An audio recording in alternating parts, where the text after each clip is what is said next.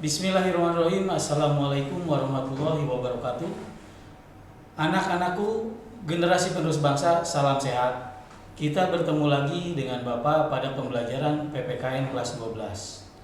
Bab pertama yang akan Bapak bahas yaitu kasus-kasus pelanggaran hak dan pengingkaran kewajiban warga negara. Tujuan dari pembelajaran ini adalah menghargai hak asasi manusia antar warga negara. Nah, berikut ini adalah contoh kasus pelanggaran hak atau pengingkaran kewajiban warga negara. Makna hak dan kewajiban warga negara. Hak warga negara merupakan segala sesuatu yang harus diperoleh warga negara dari pemerintah atau negara. Menurut Profesor Dr. Notonegoro, hak adalah kuasa untuk menerima atau melakukan sesuatu yang semestinya diterima atau dilakukan oleh pihak tertentu dan tidak dapat dilakukan oleh pihak lain yang pada prinsipnya dapat dituntut secara paksa. Hak asasi adalah hak dasar atau pokok yang melekat pada diri manusia yang bersifat kodrati atau fitrah atau universal bersumber dari Tuhan yang Maha Esa dan sudah ada sejak dalam kandungan. Hak konstitusional atau constitutional right adalah hak-hak yang dijamin di dalam dan oleh Undang-Undang Dasar Negara Republik Indonesia tahun 1945. Menurut Profesor Dr. Notonegoro, kewajiban adalah beban dan memberikan sesuatu yang semestinya diberikan secara terus-menerus oleh pihak manapun yang pada prinsipnya menjadikan kepentingan dari warga negara. Menurut Kamus Besar Bahasa Indonesia, hak berarti kewenangan, kekuasaan untuk berbuat sesuatu atau kekuasaan yang benar atas sesuatu yang dimilikinya.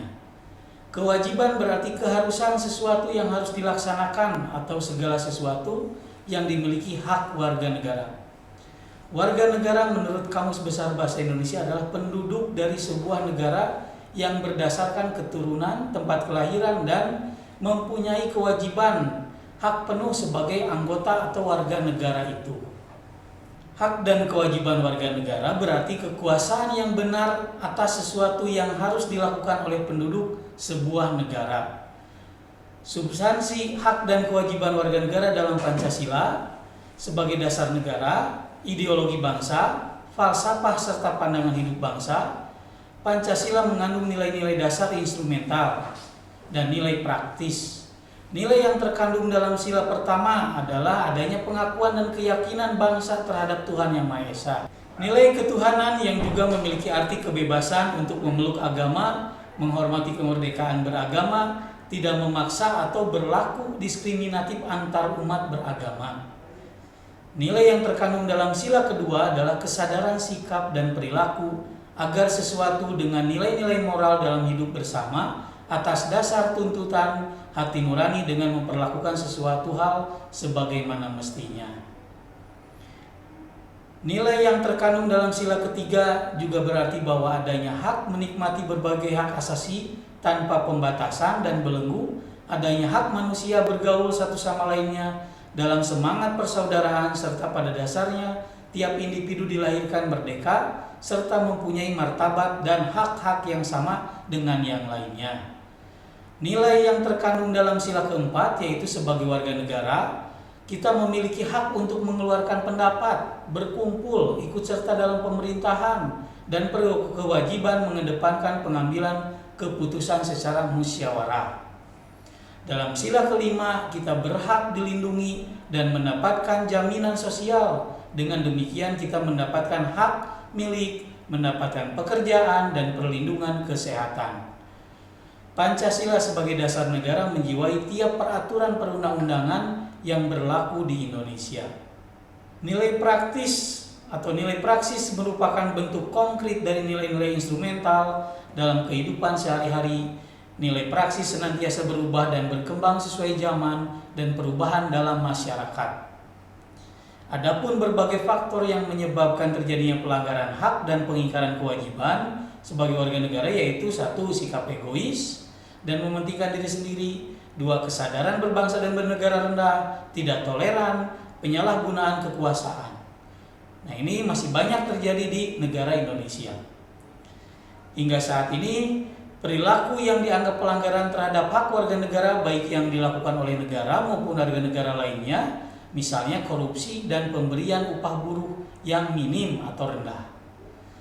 Berikut contoh pelanggaran hak asasi manusia yang terjadi di Indonesia. Yang pertama, pernah adanya terjadi peristiwa penculikan aktivis pada tahun 1998. Yang kedua, pembunuhan Marsina atau seorang buruh atau pegawai pabrik. Yang ketiga, pembunuhan wartawan. Yang keempat, peristiwa Trisakti dan Semanggi pada waktu era reformasi. Dan yang kelima, adanya kasus bom Bali tahun 2002. Nah, itu adalah contoh kasus pelanggaran HAM yang terjadi di Indonesia. Nah, pelanggaran HAM yang di lingkungan keluarga, contoh orang tua memaksakan keinginan kepada anaknya, orang tua menganiaya anaknya, anak melawan menganiaya atau menganiaya orang tua atau saudaranya, bahkan majikan memperlakukan asisten rumah tangganya sewenang-wenangnya dan tidak mempedulikan hak-haknya. Nah, itu contoh pelanggaran HAM di lingkungan keluarga. Contoh kasus pelanggaran HAM di sekolah, ada oknum guru melakukan kekerasan fisik kepada siswanya padahal siswanya tidak berbuat salah. Ada lagi oknum siswa senior melakukan kekerasan fisik kepada adik kelasnya. Ada juga siswa melakukan tawuran pelajar dengan teman sekolah lainnya atau dengan sekolah lainnya. Nah, itu sudah pelanggaran HAM di lingkungan sekolah. Ada juga kasus pelanggaran HAM di lingkungan masyarakat. Satu, pertikaian antar kelompok atau antar suku atau biasa dinamakan dengan konflik sosial antar daerah. Yang kedua, ada penculikan, misalkan menjual bayi atau anak-anak. Nah, itu kan tidak diperbolehkan. Yang ketiga, pembunuhan. Yang keempat, ada juga merusak sarana atau fasilitas umum karena tidak percaya kepada pemerintah. Nah, itu tidak boleh. Yang ketiga, ada kasus pelanggaran hak dan pengingkaran kewajiban warga negara di dalam masyarakat. Sering ditemukan adanya pengingkaran kewajiban. Nah, berbagai upaya telah dilakukan bangsa Indonesia untuk mengatasi pelanggaran hak asasi manusia, dan upaya tersebut dilihat dengan meratifikasi atau merubah instrumen-instrumen penting di dalam PBB. Instrumen PBB tersebut yaitu yang pertama, adanya konvensi melawan penyiksaan dan perlakuan kejam atau merendahkan dan mengurangi hukuman. Yang kedua, adanya konvensi internasional untuk hak politik dan hak sipil. Yang ketiga, adanya konvensi penghapusan segala bentuk diskriminasi terhadap wanita. Yang keempat, adanya konvensi internasional terhadap penghapusan segala bentuk diskriminasi ras. Dan yang kelima, adanya konvensi hak-hak anak.